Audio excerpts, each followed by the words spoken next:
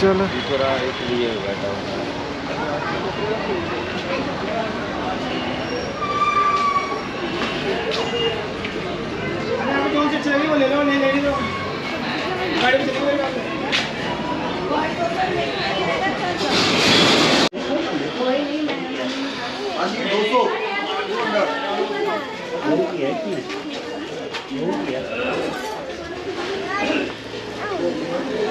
दो करेगा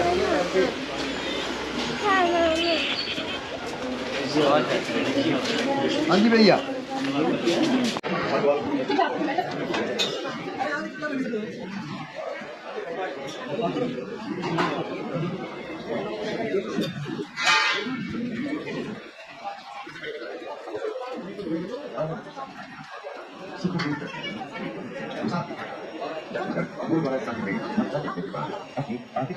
जारी रखते हैं। आनंदपुर साहिब के ठीक पीछे ऊंची पहाड़ी पर एक और अत्यंत महत्वपूर्ण शक्तिपीठ है जो হিমাচল প্রদেশের কাংড়া অঞ্চলে অবস্থিত এই সতীপীঠ একটি জাগ্রত পীঠ। এই পীঠটিকে বলা হয় জ্বালামুখী। এখানে দেবী জীব পতিত হয়। দেবী এখানে সিদ্ধিতা বা অম্বিকা নামে পূজিত হয়। ভৈরবের নাম উদ্ভট ভৈরব। আশ্চর্যের কথা হলো এখানে কোনো দেবীর মূর্তি নেই। এখানে প্রজ্বলিত অগ্নিকে দেবী রূপে পুজো করা হয়। এই আগুন কবে থেকে জ্বলছে তা জানা যায় না। প্রচলিত কাহিনী অনুযায়ী কাংড়ার রাজা ভূমিচাঁদ স্বপ্নাদেশ পেয়ে এই স্থানে মন্দির নির্মাণ করেন। সম্রাট আকবর এখানে এসে নাকি ওই অগ্নিজল নিয়ে নেভানোর চেষ্টা করেন। তাতে অকৃতকার্য হয়ে তার দেবী শক্তির সম্বন্ধে শ্রদ্ধা হয় ও তিনি মন্দিরের চূড়ার স্বর্ণছত্র প্রদান করেন। 1815 সালে এখানে মহারাজ রণজিৎ সিং আসেন ও মন্দিরের গম্বুজ সোনার পাতে মুড়িয়ে দেন। মন্দিরের ভিতরে একটি যন্ত্রকে বস্ত্র ও অলঙ্কার সহযোগে পুজো করা হয়। শিব আছেন উন্মত্ত রূপে এখানে।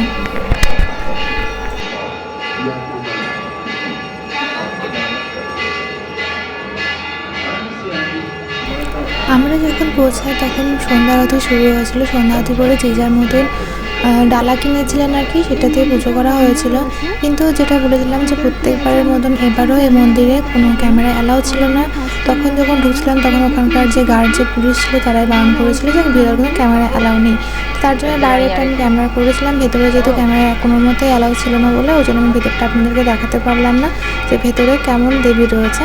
ওখানে আমি বলে দিই ওটা হচ্ছে একটা আগুন অটোমেটিক জ্বলছে। যে আগুনটা কোথা থেকে আসছে কি না আসছে কেউ বলতে পারবে না, মানে পারেন না আর কি।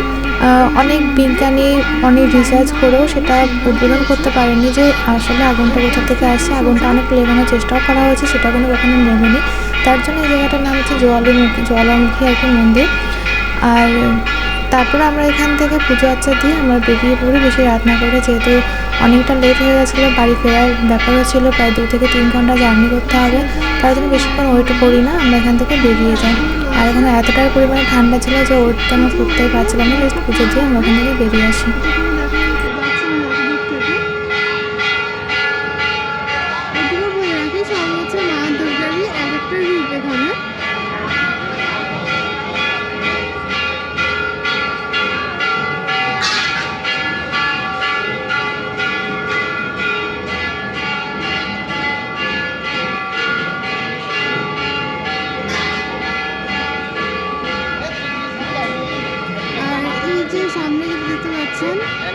একদম লাস্ট ওই পর্যন্ত কিন্তু মন্দিরটা রয়েছে।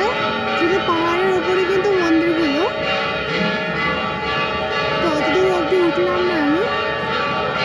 আর এই যে মন্দিরের যে লাইন, মন্দিরে ঢোকার মেন এই যে মন্দিরটা ঢুকতে হবে হচ্ছে এখান থেকে টোটাল লাইন দিতে হবে। রেলিং করা আছে, এখান থেকে রেলিং লাইন দিয়ে ওখানটাতে যে লাইন উঠতে।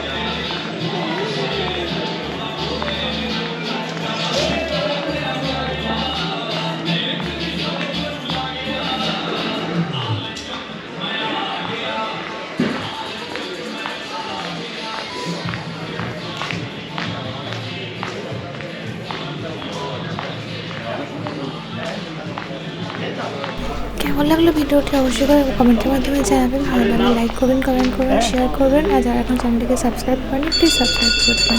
দেখা হচ্ছে আবার নেক্সট কোনো ব্লগে। আজকের মতন এই পর্যন্ত, তো টাটা।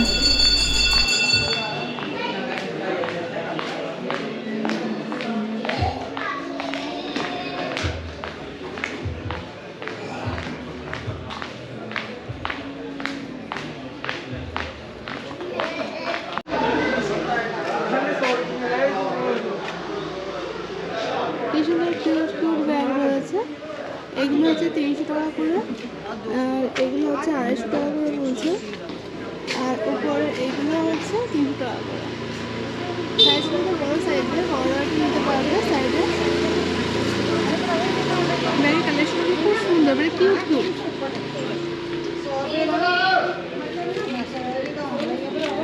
চলো চলো চলো। स्प्रिंग भी नहीं है ना, स्प्रिंग भी नहीं है। चलो